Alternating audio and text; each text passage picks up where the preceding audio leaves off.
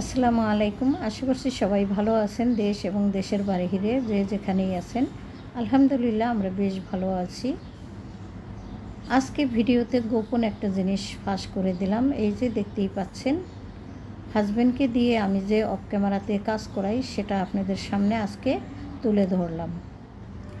বলেছিলাম কিছু আম মানে ছুলে রেখে দেব, তারপরে ছেলেরা যাতে নিজের ইচ্ছা মতো নিয়ে নিয়ে খেতে পারে। কিন্তু সাহেব বলল যে দাও আমি ছুলে দেই। ওনার কাছে দিয়ে আমি তো বিপদে পড়ে গেলাম, কেননা একটা আম ছুলতেই ওনার অনেক সময় লেগে যায়। পরবর্তীতে আমরা তো খুব হাসাহাসি করলাম, আর ওনাকে উঠিয়ে দিয়ে আমি সম্পূর্ণ আমগুলো ছুলে পরিষ্কার করে এখন হলো পিস পিস করে কেটে রেখে দেব। তো সবাই এই ব্যাপারটা একটু সুন্দর দৃষ্টিতেই দেখবেন। আসলে দুষ্টামির ছলেই কিন্তু উনি বসেছিল আম ছোলার জন্য। তো এইভাবে আমি কিন্তু আম কেটে রেখে দিই। আর এই আমগুলো কিন্তু কিনা না, এই আমগুলো এনেছিল দেশের বাড়ি থেকে। এক ঝাঁকা আম এনেছিলাম বাড়ি থেকে। তো খাওয়া প্রায় শেষই হয়ে আসছে, অল্প কিছু আম আছে, তাই ভাবলাম আরও কিছু আম কেটে রেখে দিই, আর বাদ বাকি আমগুলো পরবর্তীতে খাওয়া যাবে। আম কেটে রেখে তারপরে চলে আসলাম সকালের নাস্তা করার জন্য। আজকের নাস্তায় তেমন কোনো ঝামেলা ছিল না। গতকালকের বেশ কিছু ভাত রয়ে গিয়েছে, ভাবলাম আলু ভর্তা করে এই ভাতই আমরা সকালবেলা নাস্তা করে নেব। তো যাই হোক, আলু ভর্তা দিয়ে কিন্তু পান্তা ভাত এই গরমে খেতে ভীষণ ভালোই লাগে। আর নাস্তা খাওয়া শেষ করে তারপরে চলে আসলাম ঘরের বাড়ির কাজ করার জন্য। তো সবাই তো বাইরে চলে গেছে, আর আমি হলো লেগে পড়েছি আমার কাজের কাজ করতে। এদিক থেকে নাস্তা করে আমি কিন্তু প্লেট বাটিগুলো ধুয়ে উপর করে রেখে দিয়েছি পানি ঝরার জন্য। তারপরে চলে এসেছি ঘর বাড়ি একদম ফিটফাট করে নেওয়ার জন্য। তো প্রথমে তো আমি বিছানাপত্রগুলো একটু টানটুন করে ঝাড়া মোছা দিয়েছি, আর পরবর্তীতে আমি হলো ঘর ঝাড়ু দিয়ে ময়লাগুলো তুলে রেখে দিলাম ময়লার ঝুড়িতে। তো এক নজরে দেখিয়ে দেই কীভাবে আমি আজকে ঘরগুলো টানটুন মানে পরিষ্কার পরিপাটি করেছি। এই যে দেখতেই পাচ্ছেন, আমি চাই সবসময় আমার ঘর বাড়ি পরিষ্কার পরিপাটি থাকুক, কিন্তু কোনো সময় কিন্তু এগুলো সম্ভব হয় না, কেননা ছেলেরা কেউ না কেউ একটা বিছানাতে শুয়েই থাকে। তো ওই সময় আর 3টা বিছানা একসাথে পরিষ্কার করতে পারি না। ওরা ওঠার পরে আবার করতে হয় আমাকে। একবারে কাজ করার মধ্যে কিন্তু একটা সুবিধা আছে। আর গতকালকে যে প্রেশার কুকারে নিহারি রান্না করেছিলাম, সেই প্রেশার কুকার এবং আরেকটা কড়াই কিন্তু ধুয়ে রেখে দিয়েছি। তো ওইগুলো একটু শুকিয়ে গেলে তারপরে অন্যখানে রেখে দিতে হবে। দেখতেই পাচ্ছেন, বারান্দা একদম পরিষ্কার করে নিয়েছি আজকে। বুয়ারা যখন ঝাড়ু দেয় আসলে বারান্দা থেকে ময়লা ওইভাবে পরিষ্কার করে আসলে আনে না। আজকে আমি হলো ঘরের আনাচে কানাচে যেখানে যতটুকু পেরেছি পরিষ্কার করে নিয়েছি মনের মতো করে। যাই হোক, হয়ে গেল আমার ঘর বাড়ি পরিষ্কার করা। তারপরে চলে আসলাম কিছু কাজ করার জন্য। এই যে দেখতেই পাচ্ছেন, এই তেজপাতাগুলো হলো অনেক আগের আনা।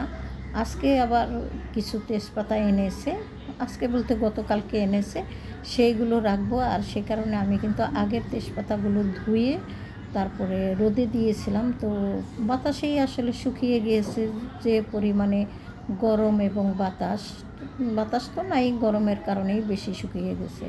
তো শুকানোর পরে ওই তেজপাতাগুলো আমি হলো কেটে ছোট ছোট করে একটা বক্সে করে রেখে দিব, এতে করে রান্না করার সময় আসলে সুবিধা হয়।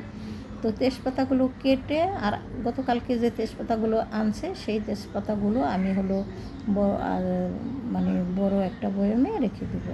সবসময় বেশি তেজপাতা আমি এখানে রেখে দেই, আর তেজপাতাগুলো হলো ধুয়ে রাখি। তবে এই বেশি তেজপাতা এখন আর ধুবো না, কারণ কতগুলো তো ধুয়ে রেখে দিলাম, ওইগুলো শেষ হোক, পরবর্তীতে আবার এখান থেকে নিয়ে ধুয়ে আবার কেটে রেখে দেবো ওই বক্সটার ভিতরে।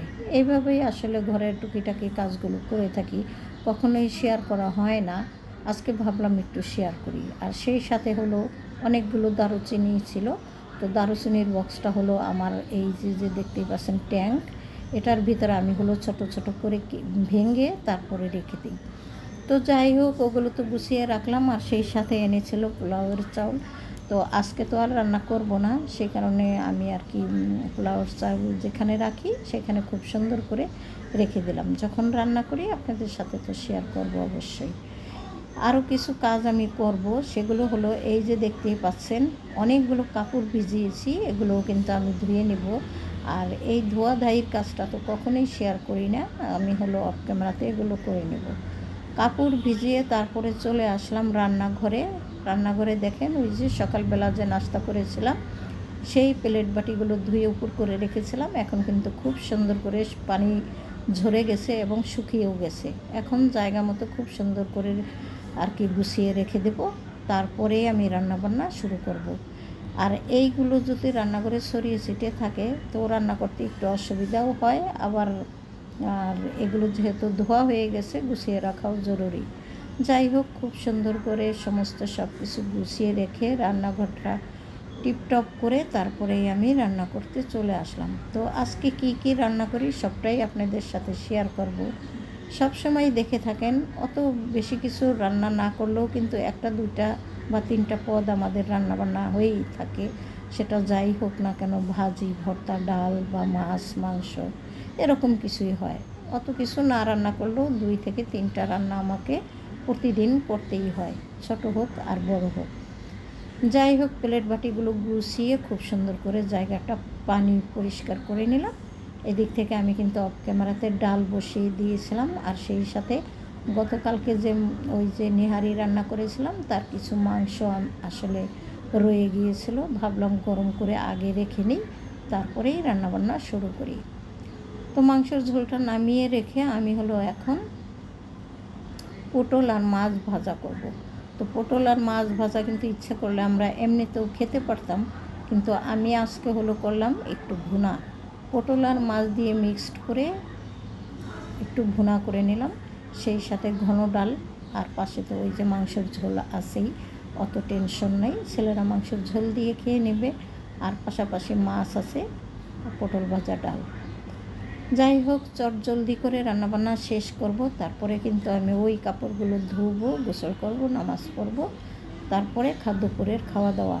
এর আগে যদি সবাই চলে আসে বা সবাই খাওয়ার জন্য মানে খাবার খেতে চায় তাহলে আমি ওদেরকে দিয়ে দেব, আমি পরে কিন্তু একা একা খাবার খেয়ে নেব। রান্নাবান্না করতে করতে মনে হচ্ছিল যেন ভীষণ গরম লাগছিল, ভাবছি যে একটু ঠান্ডা কিছু খেলে ভালো হয়। তো ঘরে একটু 7 আপ ছিল বা কোক ছিল, ভাবলাম একটু কোক খেয়ে নিই। তা আমি সবসময় আসলে এগুলো খাওয়া দাওয়ার ব্যাপার আপনাদের সাথে অত বেশি শেয়ার করতে চাই না, তো আজকে কেন জানি একটু শেয়ার করে দিলাম। যাই হোক, ওই যে সকালে বেশ কিছু আম কেটে রেখেছিলাম, সবাই খেয়েছে, আর আমগুলো রয়ে গেছে, ফ্রিজে রেখে দিয়েছিলাম। এখন কিন্তু ঠান্ডা ঠান্ডা খেতে ভীষণ ভালো লাগলো আমার কাছে। এদিক থেকে আমি মশলাপাতি কষিয়ে নিয়েছি, এখন মাছটা শুধু ভুনা করলেই হয়ে যায় আমার রান্না শেষ। একটু তাড়াহুড়োও করছিলাম, আসলে ছোটোখাটো কাজ করতে হয়তো চোখে লাগে না কাজগুলো, কিন্তু সময় অনেক লেগে যায়। তা আজকে যেহেতু ছোটোখাটো মানে তেজপাতা কাটা, মশলাপাতি গুছানো, সেই সাথে একটু ঘরের আনাচে কানাচে পরিষ্কার করা, এইভাবে কিন্তু অনেকটা সময়ই শেষ হয়ে গেছে। এখন কিন্তু দুপুরের খাবার খাওয়ার সময় হয়ে গেছে। তো ছেলেদেরকে খাবারটা টেবিলে দিয়ে আমি হলো গোসল করতে, নামাজ পড়তে, কাপড় ধুইতে চলে গেলাম। তো খাওয়া দাওয়া শেষ করেছি, আমিও পাশাপাশি খেয়ে নিয়েছি।